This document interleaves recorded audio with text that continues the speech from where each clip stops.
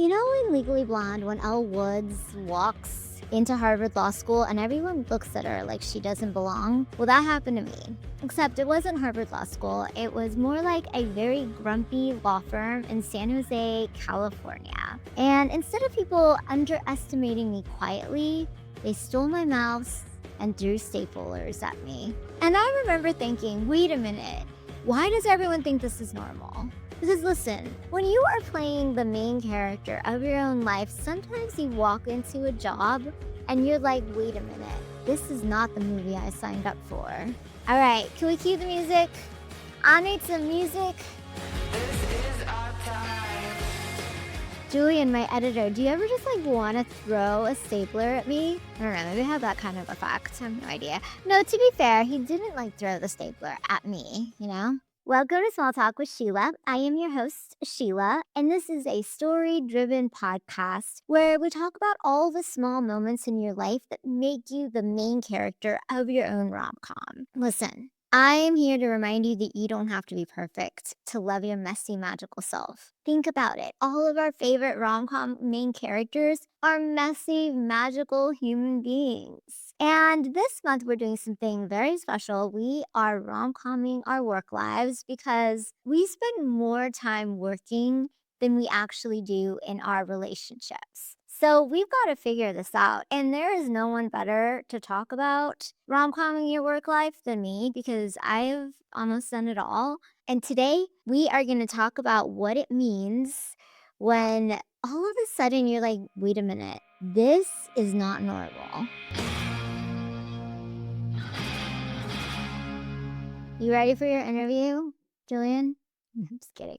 I thought we would start from the very beginning. My very first job. Well, it wasn't really my first job. I really wanted to be a hostess at Chili's growing up because I just thought they wore cute clothes and talked to everybody, but my mom wouldn't let me. And instead, she said I had to work in my dad's office and type for him. So I remember I got paid like $1 a page or something like that. But I don't know. I still wish I could have been a hostess at Chili's. Okay, let's set the scene. I'm about 20, 21.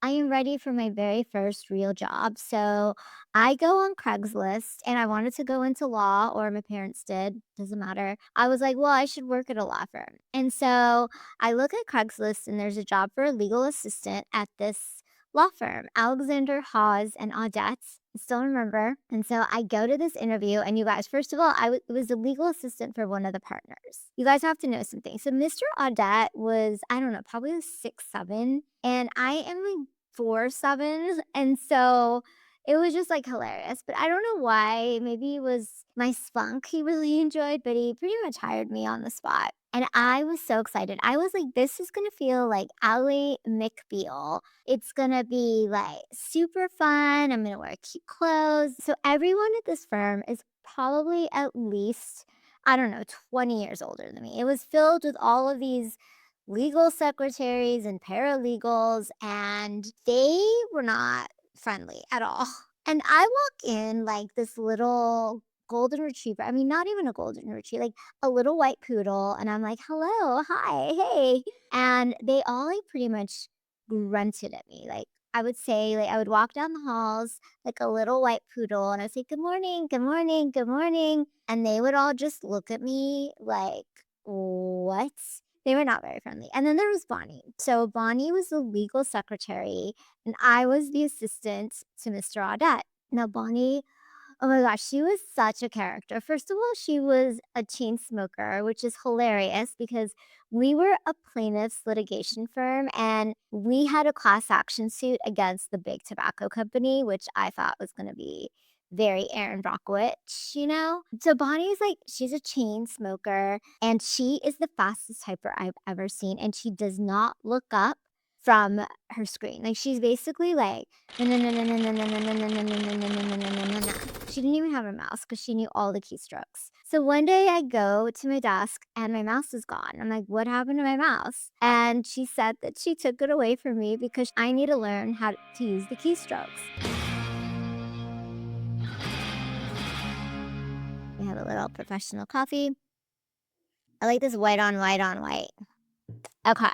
It was, like, brutal. I was there for a few months, and I would literally go into the file room. This is when paper existed, and I would cry my eyes out, like, totally sob. I remember just thinking, like, "I have no idea what I signed up for. Like, this is not what my career is supposed to look like, what my life is supposed to look like." And so one Thursday evening at around 11 p.m., I was like, "You know what? No, this is the time where I'm contemplating, my life and my destiny." I decide I can't do it anymore. So I go and I email Mr. Audette and I say something like, "Thank you for the opportunity, but I won't be back." Like, ever. I send this email and I remember feeling so incredibly free. I was like, "Oh my gosh, this is the best thing ever." And I go to bed and I wake up a little later than usual the next morning and I go downstairs to get some coffee. And I was living at home at the time. My mom's like, "Why aren't you ready for work? Like, why aren't you going to work?" I was like, "Oh, I quit." And she's like, "You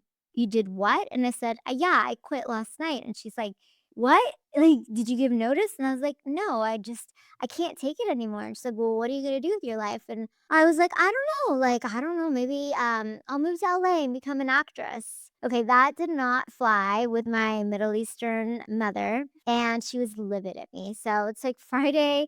I quickly realized I am not going to be able to live in this household without a job. It's like around, like, I don't know, 2, 3 p.m. And the receptionist calls me, and I knew the receptionist. She was probably one of the friendliest people there, except Mr. Audette. He was really cool. And she's like, "Hey, so what happened?"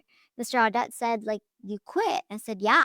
She's like, "Well, why?" And I basically told her everything. I was like, "First of all, no one is nice. Bonnie is really mean to me." And then the head partner, Mr. Alexander, you guys, he was another character. He kind of looked like Harvey Weinstein, and he would walk down the halls and he would just yell. And then he would come into the copy room and he would throw a stapler when he was really mad. And no one even flinched about any of these things. And I was just like, "What?" And so I was like, "Yeah, I quit." Like, it's everything, everyone there is pretty much crazy. I am incredibly unhappy and I can't come back. I remember she just laughed and I was like, "Why is this funny? This is like, it's not funny." And she's like, "Hey, listen, I feel like you should come to the office on Monday and talk to Mr. Audette. I think you at least owe him an explanation." And I was like, "Okay." I mean, I didn't know, like, I was like, "Yeah, it's probably, inappropriate that I quit at 11 p.m. without notice. So it's the least I could do." Okay. It's just water, but I need it. So Monday rolls along, and I was just going there just out of courtesy, just to tell him what's going on. I go in there, we go into his office, and we sit, and I just lay it out on the table. I'm like, "First of all, I am doing paralegal work. I don't get paid like a paralegal. Bonnie is ridiculous. She is a crazy human being. None of the other legal secretaries are nice to me. Mr. Alexander is completely inappropriate. No one should be throwing staplers anytime and yelling the way that he does. So I'm really sorry. I couldn't take it anymore. And that's why I quit." He has this little smirk on his face and he says, "You know what, Sheila? You're absolutely right. You are 100% right. This is completely inappropriate behavior. And I just want you to know something. Out of all the assistants that I've had in the year and a half, you've lasted the longest." You guys, I was only there for 3 months. I was like, I lasted the longest. He said, "Yes, one assistant literally came in the morning and by lunch, she didn't come back." And he's like, "How about I make a deal with you? How much do you feel like you should make?" And I was like, "Well, right now I'm getting paid $12 an hour. I feel like paralegals are getting paid at least like 25, so I should be making 20." He's like, "Okay, what else would make you stay?" And I was like, "Well, first of all, I can't sit across Bonnie anymore. Like, I can't be around her vicinity. And also, I can't handle Mr. Alexander yelling down the halls just because he's like a miserable human being." And he said, "Okay." And he gave me a raise. I remember it was like I went from $12 to $20 an hour. I am so dating myself, by the way, in this episode. And then he like moved my desk area so I was away from Bonnie. And he said, "I am going to talk to Mr. Alexander because you're completely right. No one should be yelling for no particular reason. and creating this kind of like work situation for people. I want you to come back and I promise to hold my word and I'll give you the rest of the week off paid because I feel like you deserve it. And so that's exactly what I did. So, why am I sharing this story? When I was 21, I honestly didn't know what I was doing. Like, obviously, like you don't email your boss at 11 p.m. and tell him you quit. But at 21 years old, I didn't know that I was speaking up for myself. At 21 years old, I didn't know that I was standing up to my own worth. At 21 years old, I didn't know that I was basically calling out what wasn't really normal that everyone else was making seem like it was normal and fine. At 21, I honestly thought I was being a little emotional and dramatic. I think there's just something about us being young and a little dumb that is so incredibly great and something I want us to hold on to as we mature and have a lot more experience. Because the part of the story that I think is also important is, Mr. Audette didn't just take me back because I stood up for myself. Like Elle Woods, I would say I was a really hard worker. Sure, I looked like a little poodle having my own Ally McBeal moment, but I worked really damn hard and I was smart. And somewhere deep inside of me, I knew that. I think about this story a lot when I don't want to speak up at work, when sometimes you're in this corporate environment and sometimes like people normalize things that aren't normal, like working 12, 14 hours a day isn't normal, working over the weekends isn't normal, being in toxic work environments is not normal. I want us all to remember that as we're rom-comming our lives. I think about this a lot. Like when you're in a toxic relationship, everyone tells you to, like, all of your friends and your family and the people that care about you are like, leave that relationship. But there's something about work that people like kind of excuse the toxicity. But honestly, think about it. We spend more of our time working than anything else. And so I want to tell you a story of a friend of mine that's very recent. I mean, she's not in her 20s, she's in her 30s. She works at this amazing company. If I told you the company, you'd be like, "Oh, it's a dream job, right?" Probably one of the happiest places on earth, and, yet she's miserable. She was telling me how she wakes up at 4 in the morning having a panic attack. All the leads are really toxic towards her and the other employees, and she sees how unfair things are. She wants to leave, and she knows it's not right. By the way, she just did leave, so, like, high five. I am so proud of her.